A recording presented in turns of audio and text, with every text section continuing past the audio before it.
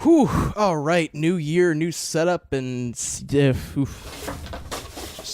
that'll do it. Yep, this video is not sponsored by Panda Express. Get that out of here, unless you do want to sponsor my channel, which would be great. I gotta get some DVDs up here, get my DVD and Blu-ray collection, so people know I'm a true movie reviewer.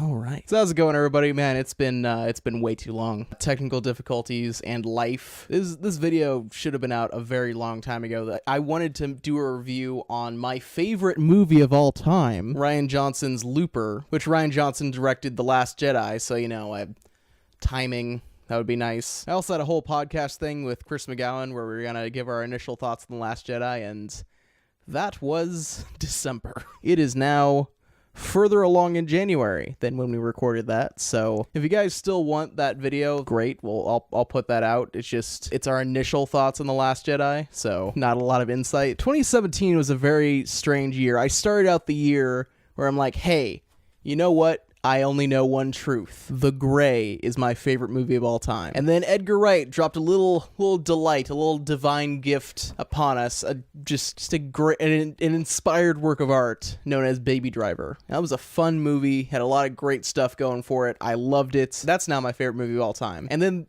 a little movie that came out the same year as The Gray. I'm like, hey, you know what? New Star Wars is coming out. Let's get a little refresher course on how Rian Johnson does things. I watched Looper again, and I'm like, well, shoot.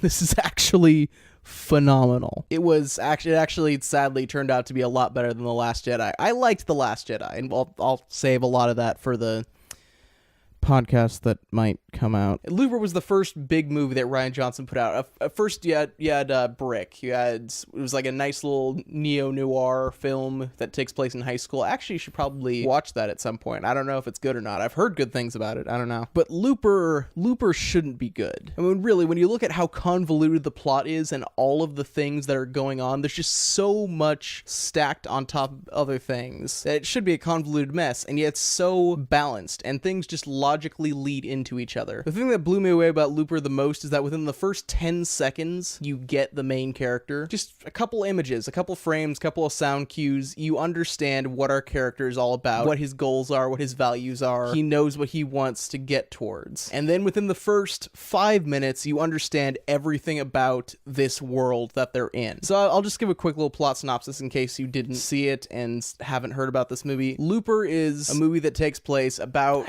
30 years in the it would be 2030. It takes place 30 years in the future, but then even further in the future, I think it's like 40 years in the future, something like turn of the next century, time travel has been invented, and the mob, because of tracking and because of body tagging and all that other Black Mirror stuff, it's really hard to get rid of a body. So the mob, when they want to get rid of somebody, sends them back in time, and these people called loopers, they off them, they shoot him in the face. So you've got Joseph Gordon-Levitt, who is this guy who is a looper, and you kind of see the lifestyle of these guys. These aren't people who had a lot of aspirations in life. Basic street thugs. They came from nothing. They don't really plan on going anywhere, and so sure, why not? I'll kill some people from the future. They immediately get their paychecks and go off and blow it all on drugs, but they all have their big retirement plan, because unlike other mob businesses, you can actually get out of being a looper, not on your own accord, not actually like by your own decision, but because in the future they would have found you after you retired and they send you back in time and you kill yourself. It's called closing your loop. And lo and behold, his loop comes back, and he comes back a little differently. He comes back in the same spot that he usually comes back in, but I don't want to give away too much, but it's different than how it was before, and it's just different enough to throw him off and be like, okay, what's going on here? And then that's enough time for him to get away. That's where the trailer synopsis ends. That's pretty much what you need to know about the movie going into it. Now, there is a lot more going on with this movie than just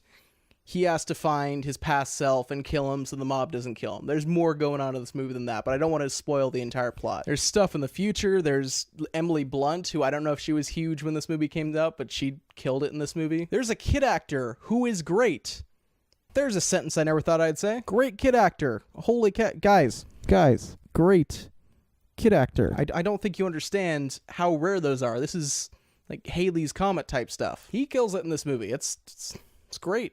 For that alone, I would love this movie. Also, the world of this movie is just fantastic. We all associate the future with Blade Runner and with Back to the Future 2 and stuff like that. But again, places like Topeka, Kansas, when it turns 2030, it's not going to instantly be like, all right, skyscrapers everywhere. This movie and Logan, they're like, hey, no, there's still Midwest in the future. There's still people farming. There's still cities that are surrounded by smaller-ish towns.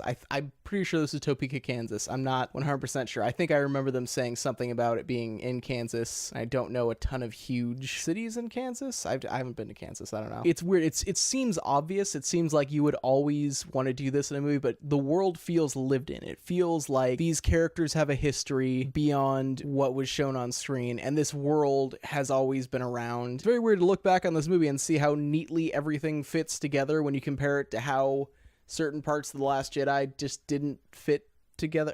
I'm sorry. Podcast, sorry.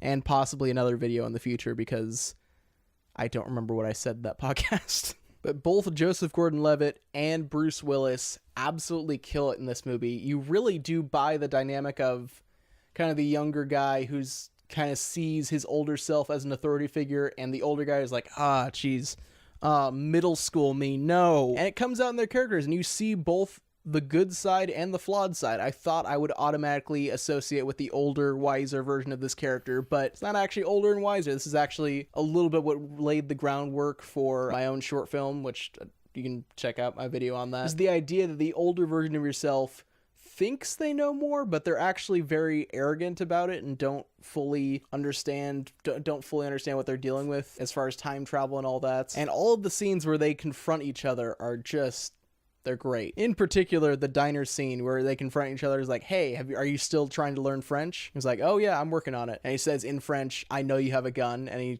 just keeps on going normally. He's like, yeah, you'll learn that one someday. I'm about to get back into it's so good mode, but like there's so much to like in this movie as far as the little things, because this movie is full of here's your film term of the day, Chekhov's guns, or Chekhov's gun is the term. I'm saying it's full of multiple Chekhov gun scenarios. There's a literal Chekhov's gun. I don't think it's owned by someone named Chekhov, but like you set up early on when this guy is just having a gun measuring contest, if you know what I mean. Like he's like, hey, this is my gat. This is my like absurdly long pistol, and like it can kill people from, I don't even remember how far away he said. And then like, and you know what they call him, a blunderbuss? You can't miss within 10 paces. You can't hit anything beyond that. You set up early on, the loopers are working with some guns that can't miss within this range and can't hit anything beyond this range. And then that sets up an action scene later in the movie.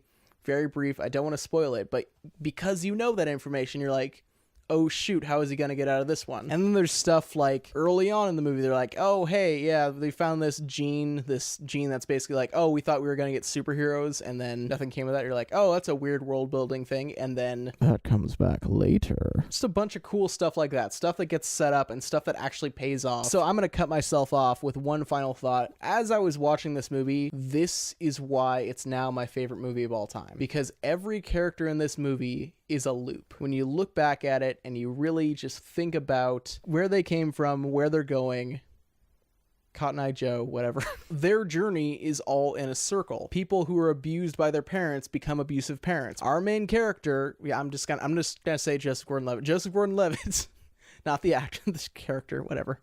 I'm bad with character names. I don't know. When they say their name once, there's only so many like Daniels and Ryans I can remember in watching films. He was abandoned as a child, and he goes on to do presumably the same stuff that his parents did. And by the end of the movie, you get this moment where he's like, oh shoot, I can see everything now.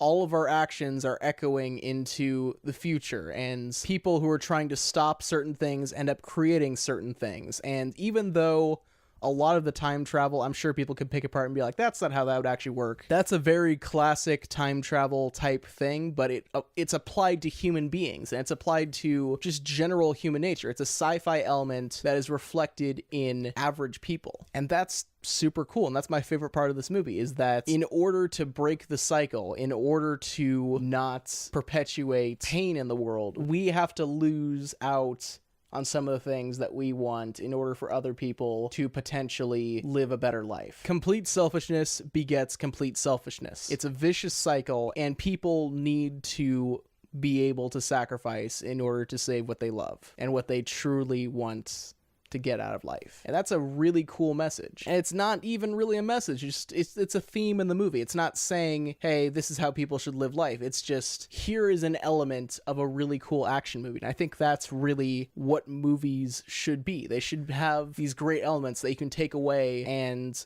have in your life, while also being able to be like, hey, I got 2 hours of enjoyment out of this really cool action movie that has a plot that is really, just flows really well. It's a lot of and therefore, not and then, if that makes sense. Things, logical actions by the characters and logical things from the world just kind of flow together, and it's neat. It's a really neat movie. You guys really should see Looper. It's just, I think it's a solid movie. It is rated R for the middle schoolers. Shoot, I should have mentioned that at the beginning.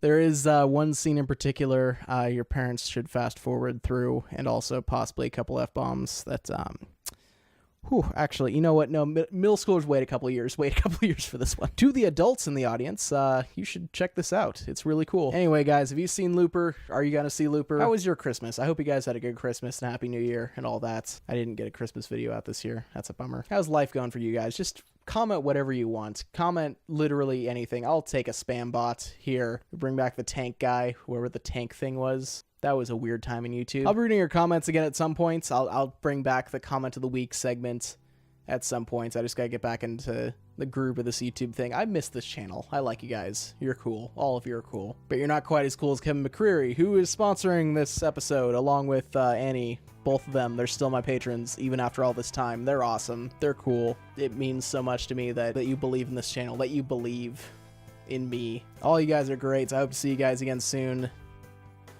Thank you for watching. God bless, and stay saucy.